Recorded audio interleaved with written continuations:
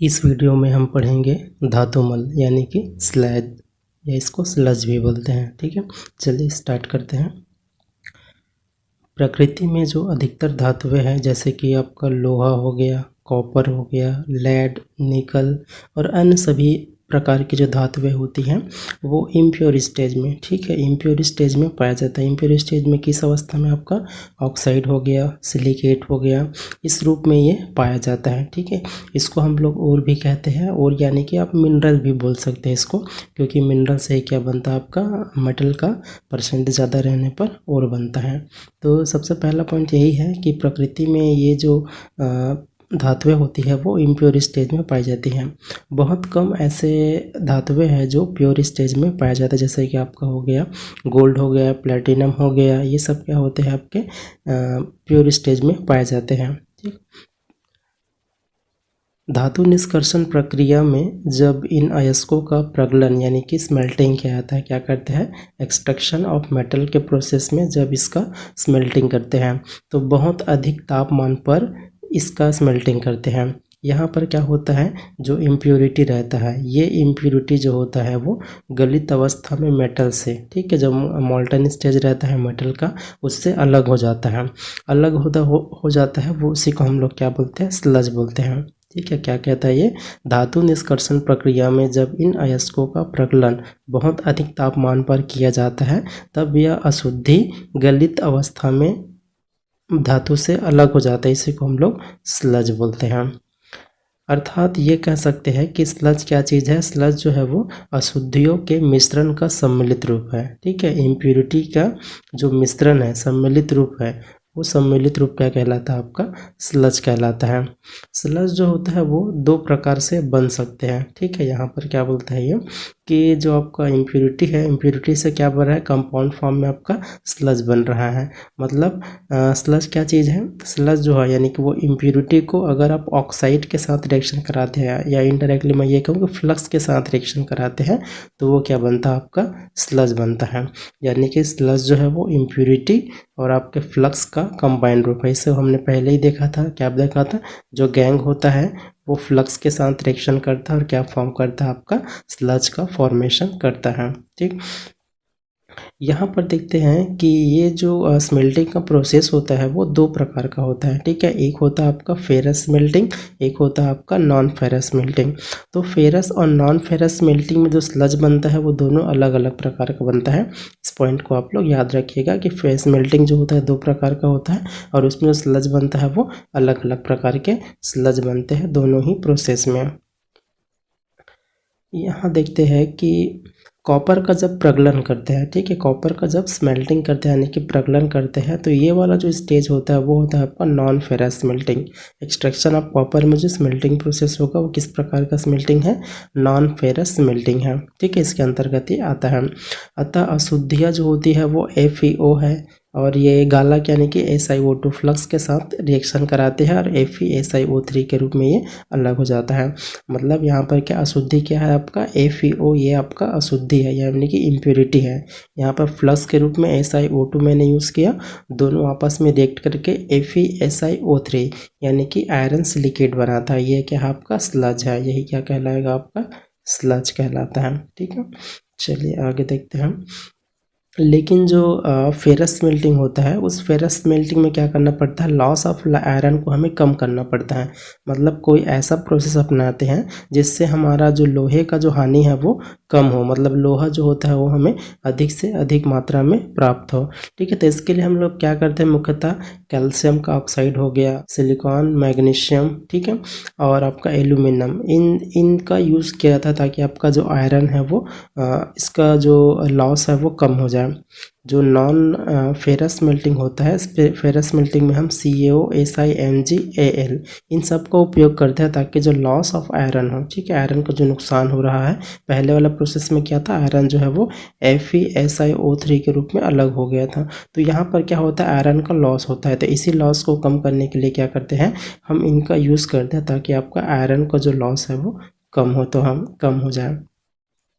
Next देखते हैं कि जब धातु में, ठीक है, अगर अयस्क में किसी भी प्रकार का सैंडी या क्वार्ट्ज कंपोनेंट हो, ठीक है, या तो सैंडी हो या तो क्वार्ट्ज कंपोनेंट अगर उसमें प्रेजेंट रहता है, तो वह प्रगलन प्रक्रिया में स्वतः ही क्या होता है, सिलिकॉन डाइऑक्साइड के रूप में अलग हो जाता है, ठीक है। दोनों अगर प्रेजेंट रहेगा तो सिलिकॉन डाइऑक्साइड के रूप में अलग हो जाता है। अब यहाँ पे देखते हैं कि जब धातुमल यानी कि स्लेज भट्टी से बाहर निकालकर शीघ्रता से जल के द्वारा ठंडा किया जाता है, जहाँ पर उसका तापमान लगभग रहता है 1430 डिग्री सेंटीग्रेड, ठीक है, 1430 डिग्री सेंटीग्रेड रहता है, तो उसका क्या होता है, ग्रेनुलेशन होने लगता है, ठीक है। स्लज है, स्लज का टेम्परेचर फर्नेस में कितना रहता है, 1430 डिग्री सेंटीग्रेड उसका टेम्परेचर रहता है फर्नेस में। जैसे उसको फर्नेस से निकाल के वाटर से ठंडा कर देते हैं तो वहाँ पर क्या होता है, वो ग्रेनुलेशन की प्रक्रिया जो होती है वो स्टार्ट हो जाती है। ग्रेनुलेशन की प्रक्रिया अगर आपको नहीं पता है तो ग्रेनुलेशन का मतलब होता है कि एक दानेदार फॉर्म में क्या होता है, वो स्लज जो है वो कन्वर्ट होने लगता है, ठीक है। नेक्स्ट देखते हैं, तो इस प्रक्रिया में जो धातुमल होता है यानी कि स्लैज जो होता है उसमें कुछ केमिकल रिएक्शंस होते हैं, कुछ रासायनिक अभिक्रियाएं होती हैं, और इसी रासायनिक अभिक्रिया के कारण क्या होता है, जो स्लज होता है उस स्लज में आपका नेचर ऑफ सीमेंट मतलब सीमेंट जैसा गुण जो होता है वो आ जाता है, ठीक है। ये जो प्रोसेस होता है उसमें कुछ ऐसे रासायनिक परिवर्तन होते हैं जिससे उसमें क्या होता है, आपका सीमेंट जैसा गुण जो होता है वो आ जाता है। जब कच्चा धातु यानी कि रॉ ओर को प्रगलन करते हैं, स्मेल्टिंग करते हैं, तब क्या होता है, जो डिज़ायरेबल यानी कि जो वांछनीय धातु रहते हैं, मेटल रहते हैं, वो मेटल जो होता है वो अलग हो जाता है। लेकिन मेटल के अलग होने के पश्चात क्या होता है, ग्लास जैसा एक बाई प्रोडक्ट बनता है, ठीक है। ग्लास जैसा क्या बना, एक बाई प्रोडक्ट या वर्त पदार्थ बनता है, इसी के हम लोग क्या कहते हैं, स्लज कहते हैं। रॉ मटेरियल था, रॉ मटेरियल से आपने क्या किया, मेटल को अलग कर लिया, मेटल को अलग करने के बाद क्या बनता है, आपका स्लज बनता है, ग्लास जैसा एक कंपाउंड बनता है, उसी को हम लोग क्या बोलते हैं, स्लज बोलते हैं, ठीक है। धातुमल स्लज में धातु मेटल के साथ कुछ और एलिमेंट भी रहते हैं, ठीक है। जो स्लज रहता है उस स्लज में मेटल के साथ साथ क्या रहते हैं, कुछ और एलिमेंट भी रहते हैं, ठीक है। एलिमेंट के साथ साथ कुछ मेटल के कंपाउंड भी वहाँ पर क्या रहते हैं, प्रेजेंट रहते हैं, ठीक। यहाँ पर जो होता है ऐश होता है, फ्लक्स होता है और अन्य शुद्धियों का मिश्रण होता है। क्या होगा, जो आपका स्लज बना वो स्लज कैसा रहता है, स्लज में आपका ऐश रहता है, फ्लक्स रहता है और अदर जो इम्प्योरिटी रहता है उन सब का ये क्या रहता है, लिक्विड मिक्सचर, मतलब ये क्या रहेगा, आपका द्रव फॉर्म रहता है आपके इन सब के मिक्सचर का। चलो देख लेते हैं इसका डेफिनेशन क्या बोलता है। तो डेफिनेशन क्या बोलता है, धातुमल वह गौण पदार्थ यानी कि बाई प्रोडक्ट है जो धातुओं के निष्कर्षण में प्रगलन प्रक्रिया में अधात्री यानी कि आपका गैंग और गालक यानी कि फ्लक्स, इन दोनों के रासायनिक क्रिया के फलस्वरूप बनता है, ठीक है। स्मेल्टिंग के प्रोसेस में गैंग और फ्लक्स के रिएक्शन से जो नया कंपाउंड बनता है उसे हम लोग क्या बोलते हैं, फ्लक्स बोलते हैं, स्लज बोलते हैं, ठीक है। क्या बोलेंगे आपको, स्लज, या फिर इसको क्या बोलते हैं, धातुमल बोलते हैं, ठीक है।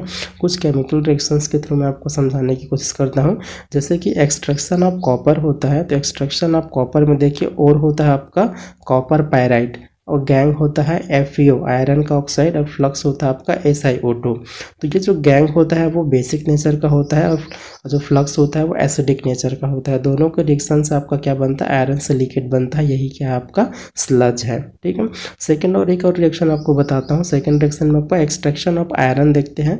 यहाँ पर ओर के रूप में रहता है आपका हेमेटाइट Fe2O3.2H2O, गैंग के रूप में रहता है आपका SiO2 या फिर P2O5, यहाँ पर फ्लक्स के रूप में रहता है कैल्शियम कार्बोनेट।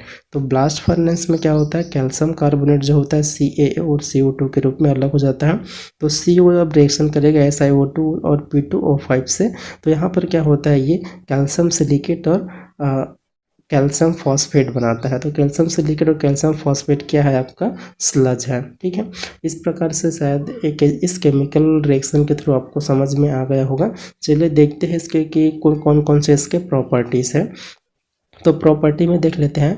पहला प्रॉपर्टी है इसका, पोर्टलैंड सीमेंट के रासायनिक क्रिया में कैल्शियम के गौण उत्पाद यानी कि बाई प्रोडक्ट के साथ जब ग्रेनुलेटेड स्लज का क्रिया होता है तो धातुमल में सीमेंट जैसा गुण आता है। सेकंड प्रॉपर्टी देखते हैं, अगर कंक्रीट में ग्रेनुलेटेड स्लज उपस्थित हो तो उसका जो मजबूती होता है और अधिक बढ़ जाता है, ठीक है, और अधिक समय तक के लिए वो क्या होता है और अधिक दृढ़ जाता है। तो उसकी जो टाइम पीरियड रहता है वो भी क्या होता है, बढ़ जाता है।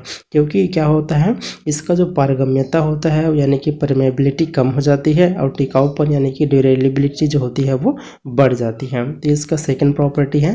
थर्ड प्रॉपर्टी देखते, थर्ड प्रॉपर्टी क्या बोलता है कि जो धातुमल होता है स्लग, हल्का होने के कारण प्रगलन के समय क्या होता है, प्रगलन की प्रक्रिया में ये मोल्टन मेटल जो होता है, गलित धातु जो होता है उसके ऊपर तैरने लगता है। तो तैरने से क्या होता है, तैरते रहेगा तो वो क्या करेगा, वातावरण के बीच क्या करता है, एक लेयर का फॉर्मेशन करता है। ठीक है, मतलब दो मेटल रहेगा, उस मेटल और वातावरण के बीच क्या करेगा, एक लेयर का फॉर्मेशन करता है, जिससे उसका जो ऑक्सीडेशन होता है वो रुक जाता है। मतलब ऑक्सीडेशन वहाँ पे उस मोल्टन मेटल का नहीं हो पाता है। और ये जो गलित धातु है, मोल्टन मेटल है, उसको भी क्या रखता है, ये साफ रखता है।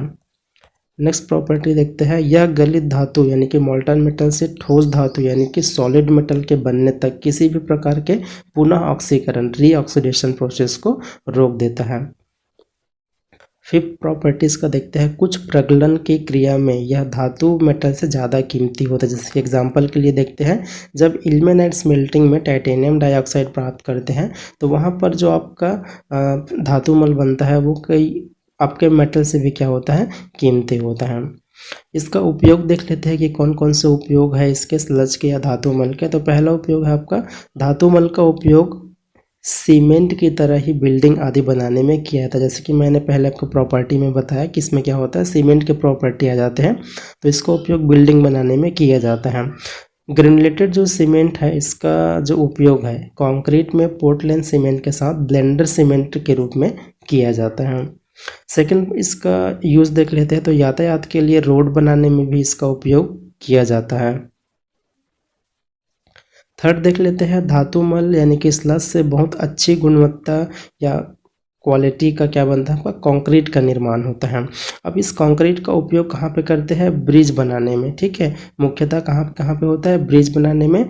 और जो कोस्टल एरिया रहते हैं, तटवर्ती जो क्षेत्र रहते हैं, वहाँ पर निर्माण कार्य में भी इसका उपयोग किया जाता है। क्योंकि इसमें क्या होता है, आपका परमेबिलिटी जो होता है वो कम होता है और इसकी ड्यूरेबिलिटी बढ़ जाती है। अब परमेबिलिटी कम होने से क्या होता है, साथ ही साथ जो क्लोराइड और सल्फाइड रहते हैं इनसे प्रतिरोधक गुण इसमें पाया जाता है। अब चूंकि इसमें क्लोराइड और सल्फाइड से प्रतिरोधक गुण पाया जाता है तो ये क्या करता है, संक्षारण के प्रोसेस को रोक देता है, मतलब संक्षारण प्रवृत्ति को उसका कम कर देता है। चौथा देखते हैं इसका, धातुमल का जो उपयोग होता है वो फाइबर बनाने में भी किया जाता है। ठीक है, जैसे कि कुछ अलग पदार्थ इंसुलेटेड मटेरियल रहते हैं जैसे कि स्लज वुड, इनमें भी ये किया जाता है। क्या बोल रहा है कि जो धातुमल रहता है, स्लज रहता है, इसका उपयोग किस में करते हैं, फाइबर में करते हैं। जिससे अब ये फाइबर है, इस फाइबर से क्या बनाता है, आपका कुछ अलग पदार्थ बनता है यानी कि इंसुलेशन मटेरियल बनता है। अब इंसुलेशन मटेरियल के रूप में एग्जाम्पल क्या दिया हुआ, स्लैग वुल। स्लैग वुल आप लोगों ने और आगे क्लासेस में पढ़ा होगा, एक वुल रहता है जिसको हम लोग क्या करते हैं, उससे उसके घर में एक लेयर बना लेते हैं या छतों में लेयर बनाते हैं, तो उससे क्या होता है, आपका जो टेम्परेचर वो कंट्रोल करने में मदद करता है। पांचवा प्रॉपर्टी देखते हैं, गिट्टी बनाने में भी क्या होता है, इसका उपयोग होता है। लास्ट देखते हैं इसका सिक्स प्रॉपर्टी जो है वो, कुछ धातुमल में फास्फोरस रहता है तो इसका उपयोग फॉस्फेट फर्टिलाइज़र बनाने में भी उपयोग इसका किया जाता है। इस प्रकार से आपका स्लज कंप्लीट होता है। तो आपको ये समझ में आ गया होगा कि स्लज क्या चीज़ है। तो स्लज एक बार मैं आपको रिपीट कर देता हूँ, जो आपका गैंग होता है उस गैंग से जब आपका फ्लक्स जो है वो रिएक्शन करता है तो एक क्या बनता है, आपका नया कंपाउंड बनता है। इसी को हम लोग क्या बोलते हैं, स्लज बोलते हैं। ठीक है, तो इसको आप लोग याद रखिएगा। नेक्स्ट वीडियो में हम देखेंगे कि एक्सट्रैक्शन ऑफ कॉपर का जो पूरा डिटेल है कि कौन कौन सा प्रोसेस होते हैं, उसके फिजिकल प्रॉपर्टी क्या है, केमिकल प्रॉपर्टी क्या है, उसको अपन नेक्स्ट वीडियो में पढ़ेंगे।